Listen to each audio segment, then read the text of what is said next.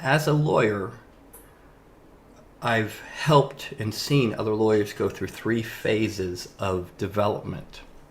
And the first phase is where they learn to manage themselves. They become better at those four business skills. And then they start to grow their firm. And when they start to grow their firm, depending on their management skills and their personal skills, they might be able to cap out the growth around 6 to 12, meaning that they got about 6 to 12 people, and that's about as big as they can go because that's all they know how to manage.